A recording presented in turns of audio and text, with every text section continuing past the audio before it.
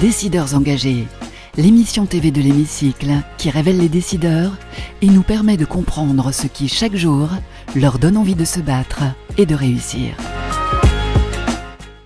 Bienvenue dans On se dit tout, l'émission des décideurs engagés sur l'Hémicycle TV. Et je reçois aujourd'hui Jean-François Auclair. Bonjour Jean-François Auclair. Bonjour. Vous êtes directeur général de O2, leader des services à la personne. C'est un sujet très très sérieux, un sujet d'avenir avec le vieillissement de la population. Le principe de décideur engagé, c'est d'abord qu'on va parler de vous. On a envie de vous connaître un peu mieux, Jean-François Auclair. S'orienter vers le service à la personne, c'était quelque chose qui était ancré en vous depuis longtemps? Alors en fait, moi, je suis de formation RH. J'ai été très longtemps dans la fonction RH et quand j'ai rejoint O2 il y a presque 17 ans, j'étais le premier DRH de cette société qui à l'époque était un peu plus petite qu'aujourd'hui. Il y avait à peu près 1000-1500 salariés. Mmh. Aujourd'hui, on est à 15 000 collaborateurs qui travaillent sous l'enseigne O2. Mmh. Donc, quelque part, le secteur des services à la personne, il n'y a pas de produits. Mmh. On n'a pas le droit de vendre des produits. Ce sont nos collaborateurs qui vont chez des particuliers faire des prestations de services à la personne dans 3 grands métiers chez nous. L'entretien du domicile, la garde d'enfants et l'accompagnement des personnes âgées et handicapées. Pour rester à domicile, justement. Pour qu'elles puissent rester le plus longtemps possible à domicile, ces personnes âgées, et sachant qu'aujourd'hui, il n'y a pas forcément la volonté d'aller vers les EHPAD. Pour ces personnes âgées, elles veulent vieillir chez elles, avec tout ce qu'on peut faire comme accompagnement, entre, bien sûr, des entreprises de services à la personne comme O2, et puis un environnement plus technologique qui peut leur permettre de rester plus longtemps chez eux. Et donc, pour revenir à votre question, effectivement, je suis de formation RH. Les services à la personne, c'est beaucoup de RH. Et c'est comme ça qu'au fil des années, j'en suis devenu le directeur général. Qu'est-ce qui a fait qu'aujourd'hui vous êtes directeur général de O2? Je repose la question en tant qu'engagement personnel sur quelles valeurs vous voulez porter, par exemple? Alors en fait, ce qui me porte, c'est les valeurs d'humanisme. Et donc, évidemment, quand on est dans ce secteur-là, c'est un secteur où on aide les autres. On apporte du mieux vivre, du mieux grandir pour les enfants, du mieux vieillir pour les personnes âgées. Du mieux travailler pour les parents aussi. Et du mieux travailler pour nos clients. Parce qu'en fait, parfois, on a dans des couples, une des 2 personnes qui est obligée de, entre guillemets, sacrifier ou mettre sa carrière entre parenthèses parce qu'il faut gérer les enfants. Et effectivement, des entreprises comme les nôtres, on est là aussi pour accompagner ces personnes. Et quelque part, ces valeurs d'humanisme, d'entraide, c'est ce qui me porte. Et c'est ce qui fait que depuis 17 ans, je suis dans cette entreprise de service à la personne. Vous avez des passions dans la vie? Vous avez des devises? Quelles sont-elles? Bon, j'ai une passion, mais qui est plutôt dans le sport. Depuis l'âge de 6 ans, je joue au foot en club. Et je vais avoir 53 ans et je joue encore. C'est bien. Au désespoir de ma famille qui me dit toujours c'est la dernière saison. Pourquoi? Mais j'ai décidé de rempiler. Pourquoi? Bon, parce que en fait, j'ai quand même un travail qui est assez prenant. Oui, voilà, pour vous ménager, disons. Il y a ça, et puis à partir d'un certain âge, le corps suit beaucoup moins, et les blessures arrivent. C'est vrai. Alors, on parlait d'à partir d'un certain âge, et effectivement, on va parler du vieillissement de la population, qui est c'est un vrai enjeu pour O2, j'imagine encore plus. Comment faire, parce que il y a une pénurie de main d'œuvre dans ces secteurs-là, des services à la personne. Comment faire parce que c'est un vrai enjeu, mais politiquement même peut-être pas pris suffisamment au sérieux, d'accompagner ces populations qui sont de plus en plus âgées pour éviter qu'elles n'aillent en EHPAD, pour soulager aussi les hôpitaux, pour qu'elles restent le plus longtemps chez elles en bonne santé. Alors en fait, l'enjeu, effectivement, dans ce secteur, il est d'avoir les salariés. Et que ce soit sur l'entretien du domicile, la garde d'enfants ou l'accompagnement à la dépendance, dans ces 3 grands métiers, il y a vraiment des difficultés de tension RH.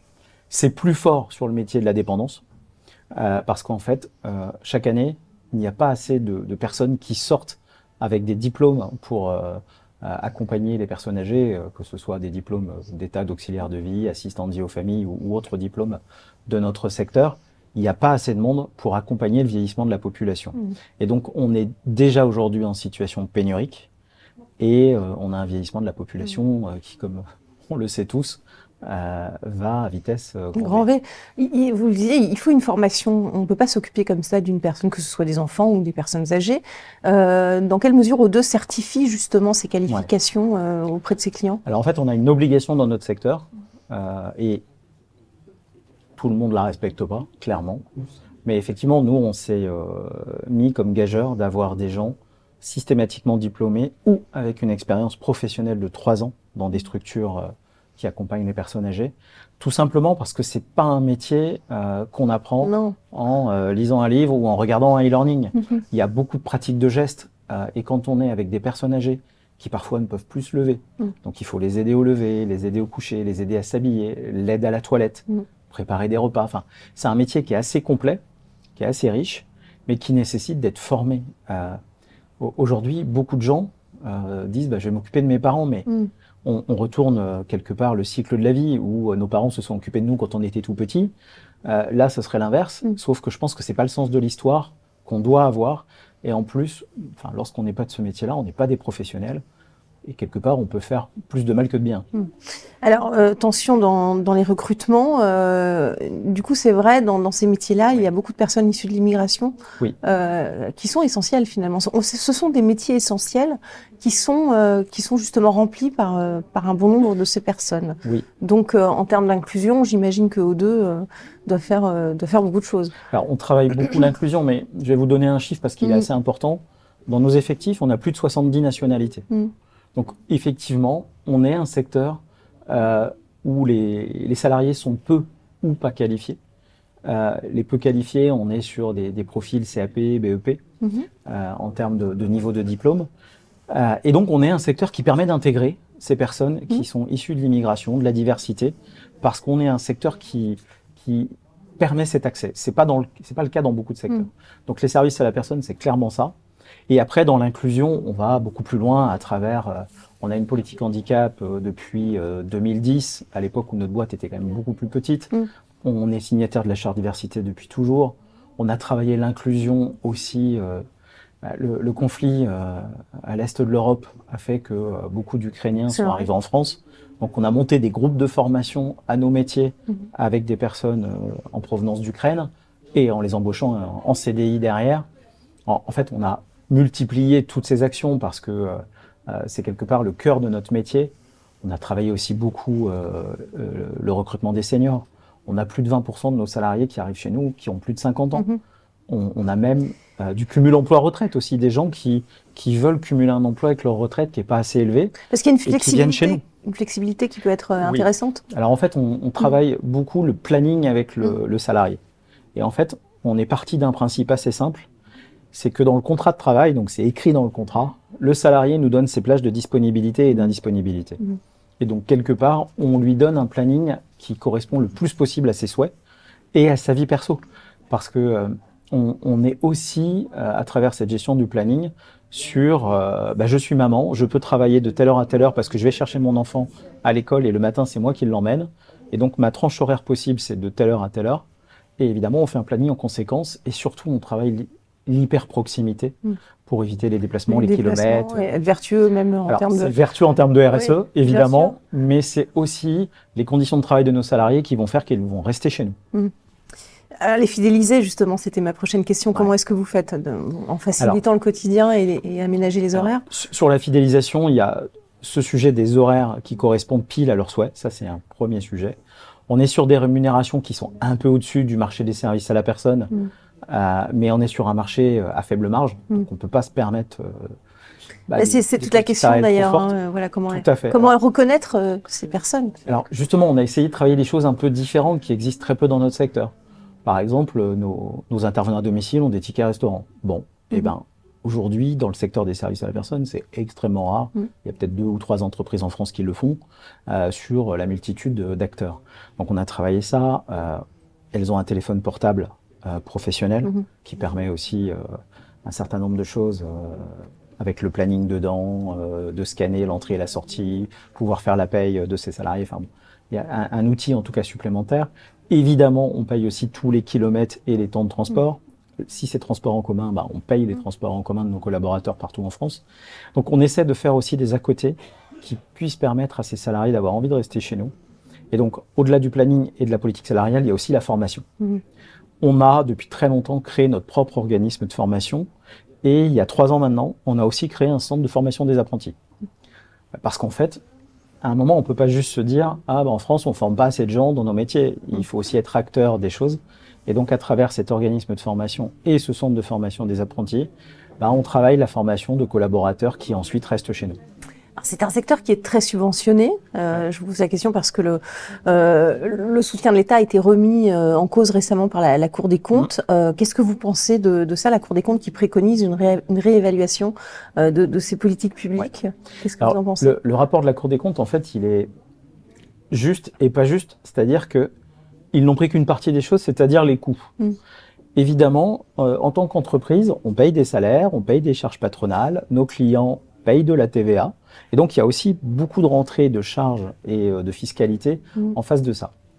Et il y a plusieurs études de cabinets réputés qui le démontrent qu'en fait, la balance, au final, elle est plus intéressante pour la société française que le crédit d'impôt qui va en face.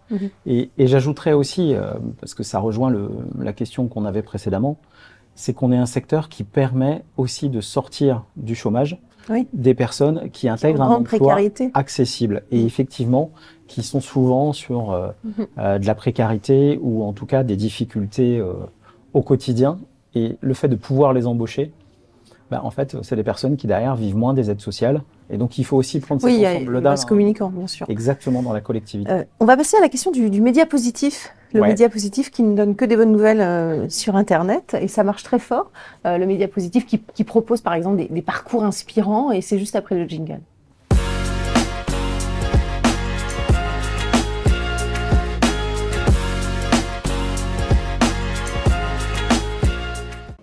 La question du média positif, c'est celle-ci. On va parler de bienveillance, forcément quelque chose d'essentiel dans les métiers d'aide à la personne. La bienveillance est un des fondements de la positivité managériale.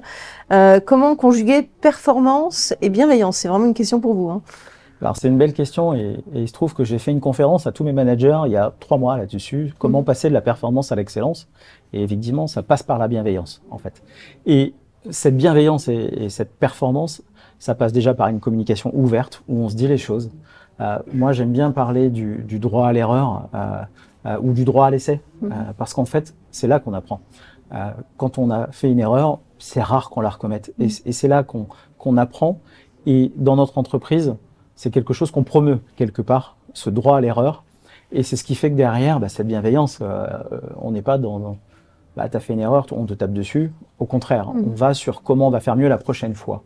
Et ce côté apporteur de solutions, c'est quelque chose qu'on essaie aussi de promouvoir dans l'entreprise. J'avoue que j'aime pas quand on arrive et qu'on me dit c'est compliqué. Ouais. En fait, je préfère qu'on me dise ok, et t'as réfléchi à quoi, et on regarde ensemble comment on avance. Et ce côté bienveillant, il est aussi là dans le management. Et puis, évidemment, c'est aussi une des valeurs centrales chez O2, c'est la positive attitude. C'est que devant une situation, je regarde le verre à moitié plein plutôt que le verre à moitié vide. Surtout voilà, il faut apporter le sourire aussi. Mais c'est ça. Bien sûr. Et du coup, ce verre à moitié plein, dans la notion de bienveillance associée à des actes managériaux, on trouve tout de suite plus de solutions quand on se met dans une attitude positive que dans l'attitude où, mon pauvre monsieur, ce que vous me demandez, je peux rien pour vous, quoi. Et donc, on travaille énormément ces sujets dans notre entreprise. Question de la Fondation Mosaïque à présent. On va parler d'inclusion. La Fondation Mosaïque qui œuvre évidemment pour lutter contre les discriminations dans les entreprises. Et c'est juste après le jingle.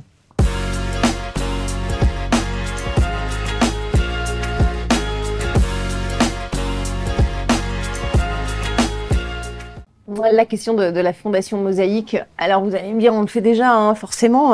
C'est celle-ci. Quelles actions concrètes vous avez déjà initiées pour favoriser la diversité au sein de votre entreprise? Mais elle y est, la diversité déjà. Alors la diversité, elle y est déjà et quelque part, elle fait partie de notre ADN.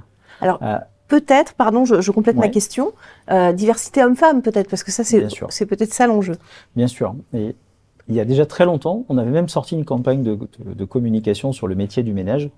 Où on avait été un peu choquant, mais en sortant une phrase qui était « L'homme de ménage est une femme comme les autres ». Parce qu'en fait, sur nos métiers d'intervenant à domicile, j'ai 98% de femmes, extrêmement peu d'hommes. Or, si je fais un parallèle avec les EHPAD ou les hôpitaux, dans les métiers d'aide-soignant par exemple, ou d'infirmiers, on voit pas mal d'hommes. Sur les auxiliaires de vie, donc qui accompagnent des personnes en situation qu'il faut aider en tout cas, eh bien, quasiment pas d'hommes. Et donc, on essaie de promouvoir ce côté-là dans des forums emploi, à travers des visuels, des kakémonos volontaires, où on affiche aussi des hommes, surtout nos réseaux sociaux aussi et nos vidéos online, c'est systématiquement des femmes et des hommes. Mais aujourd'hui, on est encore dans une... C'est culturel. C'est culturel, on est dans une société où les métiers de service à la personne, c'est pas pour les hommes, alors que ce n'est pas le cas. Et c'est d'autant plus culturel parfois dans la diversité de ces personnes qui viennent d'autres pays où là, pour le coup, il y a peut-être moins d'avancées. Tout à fait. Et donc, les biais sont encore là. Question de l'hémicycle, à présent, c'est vous qui allez poser les questions à nos politiques. Qu'est-ce que vous avez envie de leur dire? Vous pouvez les interpeller comme si vous étiez à l'Assemblée nationale. Et c'est juste après le jingle.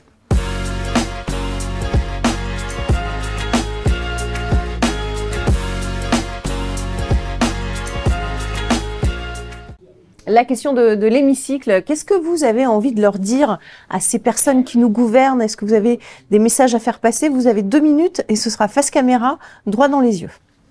Alors en fait, messieurs les politiques, moi j'ai envie que vous regardiez ce secteur de l'autonomie, ce secteur de l'accompagnement des personnes âgées et handicapées, parce qu'en fait, à chaque gouvernement, on parle d'une politique sur le bien vieillir, sur les personnes âgées, leur accompagnement, et en fait, on a le droit systématiquement qu'à des mesurettes.